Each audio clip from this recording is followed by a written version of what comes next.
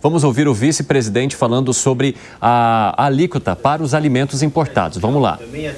Olha, eu vi na imprensa, o Piauí já anunciou que vai reduzir, outros estados estão estudando. Não é que seja para reduzir tudo, mas de repente você pode reduzir o ovo, o ICMS, você pode reduzir o tipo de carne, você pode reduzir o produto. Então cada um vai vendo o que pode fazer, mas ajuda. Essa é uma coisa que ajuda. E tanto é uma medida correta que foi aprovado na reforma tributária por unanimidade, não tributar a cesta básica. É que a reforma tributária não entra em vigência amanhã, mas isso vai desaparecer. Não vai ter mais ICMS sobre alimento, não vai existir mais. Então nós estamos falando de uma questão transitória. O senhor acredita que precisa ter um diálogo direto com os estados que estão mais resistentes a isso? Eu acho que o governo não vai obrigar, não vai impor através de lei, mas é uma medida que ajuda, né? Quer dizer, você tem tanta coisa para tributar, você tributar alimento, né? Então, uma coisa que sempre ajuda e tem um efeito rápido, por isso que nós estamos fazendo a redução do imposto de importação desses alimentos a que me referi. E o governo federal não tributa alimento, não tem PIS, não tem COFINS e não tem IPI. Presidente, eu vou deixar a Marcela aqui com vocês. Só uma última pergunta que também envolve a política, que existe uma insatisfação dentro da bancada ruralista com a questão de desonerar a sardinha. Dizia-se, inclusive, que poderia prejudicar os pescadores, a indústria nacional, enfim. Como é que o senhor garante que não vai ter uma reação no Congresso Nacional à questão da sardinha específica? Porque nós estabelecemos cota. Veja que eu me referi agora que nós vamos zerar o imposto, mas até aquela cota de 7,5 toneladas. E esse acompanhamento vai ser permanente. Nós vamos semanalmente fazer um acompanhamento. Obrigado. Acompanhamos então o vice-presidente Geraldo Alckmin e eu já quero aproveitar e trazer mais um elemento para a nossa discussão, porque a inflação registrada em fevereiro foi a mais alta para o período nos últimos 22 anos. Tarifa de energia aumentou quase 17%, impactou diretamente o nosso orçamento familiar.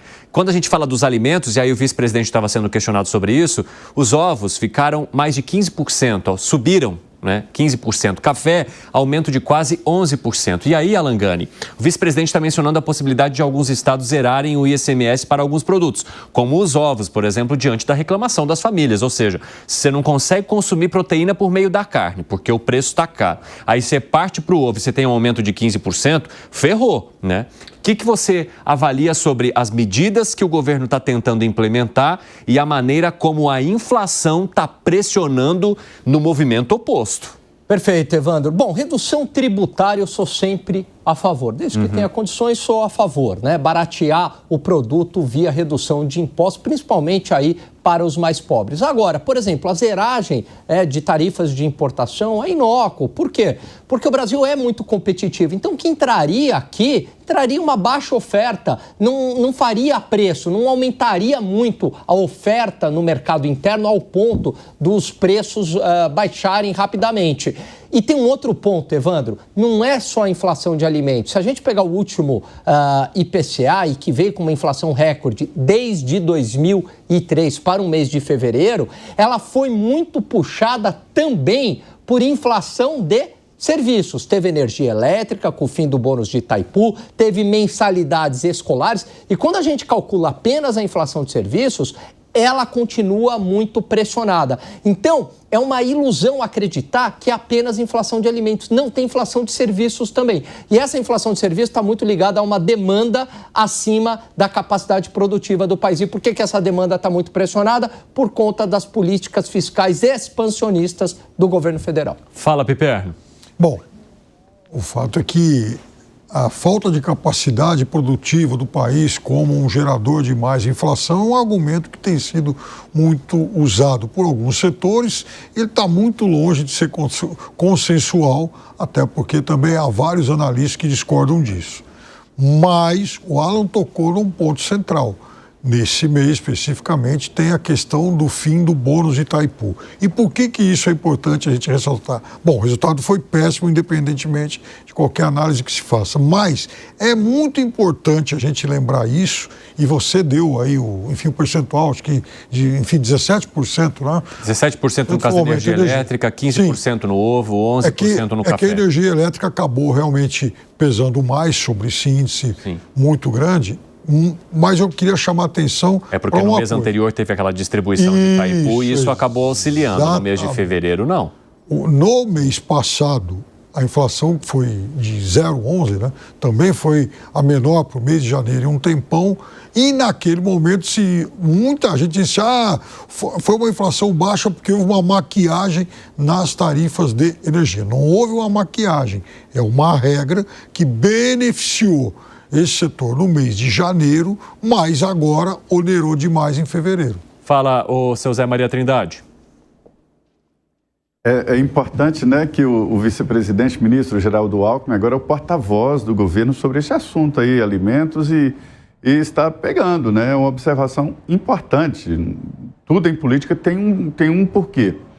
Mas olha, nesse ponto aí, o governo está apenas dizendo, olha, nós estamos tentando, nós estamos fazendo algo para reduzir os preços, que não há o que possa fazer. O preço do ovo aumenta nessa época do ano porque nós católicos temos um hábito, né, de reduzir o consumo de proteína animal durante a quaresma, né? Principalmente nas sextas. Sim. Então, assim, isso é que está provocando um aumento do preço do ovo no Brasil. E não há o que pode fazer, é o mercado. E essas imagens que estamos mostrando aqui são imagens reais de que não há desabastecimento. É só um debate sobre o preço. E o preço se forma com a produção e com a concorrência. Então, o que está caro é a produção do ovo, é o milho, são os insumos, né? O que se usa para a galinha, medicamentos, enfim, vacinas, é tudo isso. Então, você não pode obrigar um granjeiro a criar galinha e vender o ovo mais barato que o consumo que ele tem. Ô Zé, mas eu quero saber de você se essas medidas anunciadas, né, e faladas agora, comentadas pelo vice-presidente, elas podem trazer o efeito que é esperado diante desse movimento que a gente vê da inflação, desse movimento de encarecimento para a produção desses alimentos e principalmente diante da crítica que se faz ao governo federal de que ele não atua para cortar aquilo que seria a responsabilidade dele, como, por exemplo, os gastos desse governo. Pois é. Isso aí é outro debate. Isso aí é óbvio que vai aliviar vários setores se houver a possibilidade de redução de gastos do governo. Agora, constranger governadores a cortar o ICMS, eu acho isso inválido, né? E o governador é que sabe. O governador é que tem que administrar a economia, né, do Estado e o seu posicionamento diante do eleitor. Vários estados já cortaram o ICMS antes disso até. Sim. Eu também acho muito válido para esse setor. Mas eu acho que não vai cair a inflação no setor porque vem a safra e porque há um aumento de produção. E o governo sabe disso e está tentando lucrar com esta possibilidade real, segundo fontes aqui da FPA. Até porque o efeito vai ser a médio e longo prazo, né? Então, a levar em conta o prazo que se teria vai ser justamente o momento em que a safra vai abastecer de uma maneira mais intensa. Exato. Fala, Segré. É uma inflação de 1,31, a mais alta nos últimos 22 anos, se autopercebe uma inflação pequena, baixinha, de acordo com o bolso do consumidor. Já é uma inflação que é mentirosa quando a pessoa qualquer vai no supermercado e observa, peraí, 1,31, eu não compro 1,31 a menos do mês passado.